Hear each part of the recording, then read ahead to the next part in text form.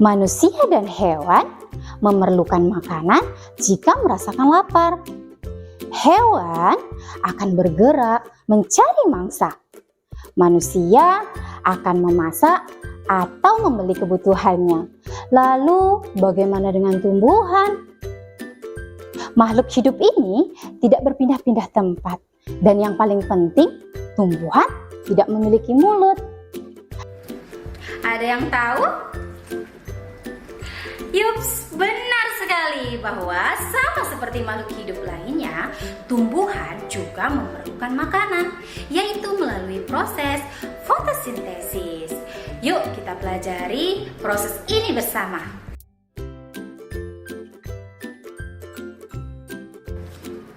Assalamualaikum warahmatullahi wabarakatuh. Halo anak-anakku yang super kreatif. Hari ini bertemu kembali dengan Bu Guru. Kalau kemarin kita belajar tentang bagian tubuh tumbuhan, hari ini kita belajar apa ya? Sebelum kita bahas, mari sama-sama kita berdoa. Let's pray to Allah by basmalah.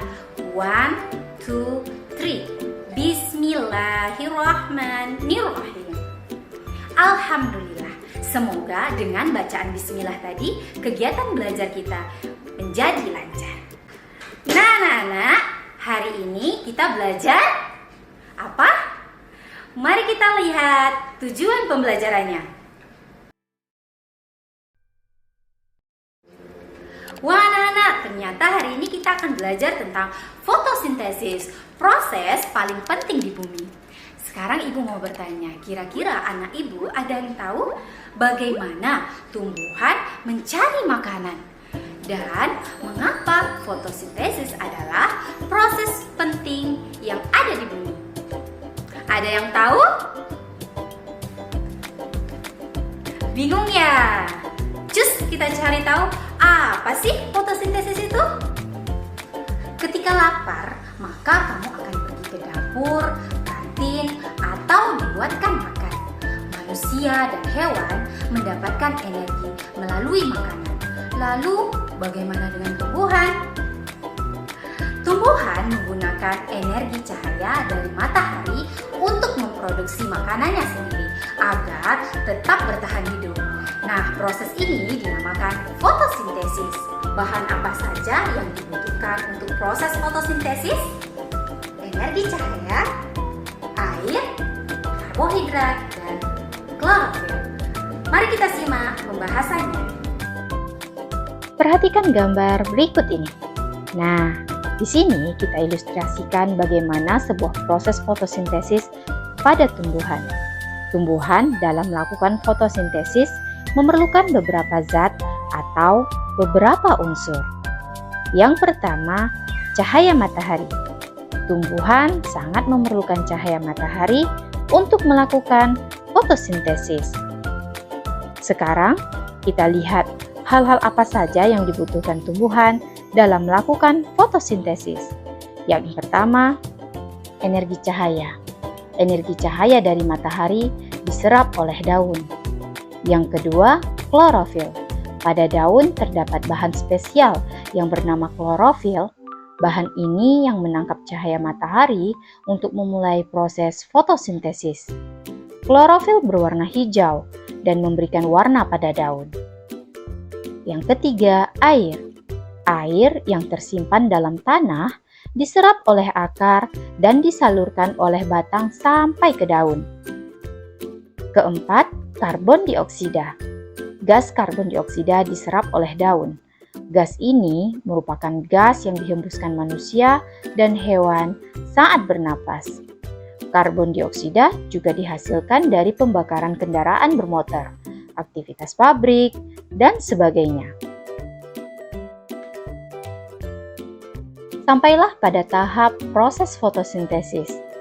Setelah semua bahan terkumpul, yaitu berupa energi cahaya, klorofil, air, dan karbon dioksida terkumpul, daun akan melakukan fotosintesis. Proses ini dilakukan di bagian daun yang tidak terlihat oleh mata kita. Proses ini terjadi pada bagian kloroplas. Nah, anak-anak, apa sih hasil akhir daripada proses fotosintesis? Yang pertama yaitu karbohidrat, oksigen. Karbohidrat adalah salah satu bahan yang terkandung dalam makanan dan sebagai sumber energi. Makanan yang dihasilkan disalurkan oleh batang ke seluruh tubuh tumbuhan untuk tumbuh. Kelebihan daripada makanan tersebut akan disimpan dalam bentuk buah atau umbi. Dan oksigen, proses ini menghasilkan gas oksigen yang dilepaskan oleh daun ke udara. Gas ini dipakai oleh makhluk hidup untuk bernapas.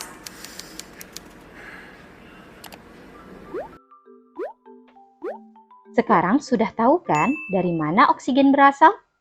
Oksigen inilah yang digunakan oleh makhluk hidup untuk bernapas. Inilah yang membuat tanaman sangat penting di bumi. Manusia dan hewan bergantung kepadanya. Selain sumber oksigen, juga sebagai sumber makanan. Untuk itu, kita wajib melestarikan dan merawat tanaman dengan baik ya teman-teman. Hubungan antara hewan, tumbuhan, dan manusia memiliki keterikatan dan keterlibatan timbal balik yang tidak dapat ditawar dan terjalin sedemikian eratnya. Hal ini tercantum dalam surat Al-Mulk ayat 3-4, di mana dari ayat tersebut alam yang indah ini diciptakan dengan sangat serasi dan seimbang, sehingga dapat berjalan sesuai dengan tujuan penciptaannya. Untuk itu, pentingnya kita bersyukur kepada Tuhan Yang Maha Esa atas segala ciptaannya, yaitu dengan cara menjaga keselarasan dan menjaga keindahan daripada lingkungan kita. Nah, anak-anak ibu yang super duper kreatif, bagaimana dengan pelajarannya? Hore, kita sudah berada di penghujung pembelajaran. Alhamdulillahirobbil alamin. Terima kasih, semoga kalian mendapatkan ilmu yang sangat bermanfaat. Ibu tutup, wabillahi taufiq wal hidayah.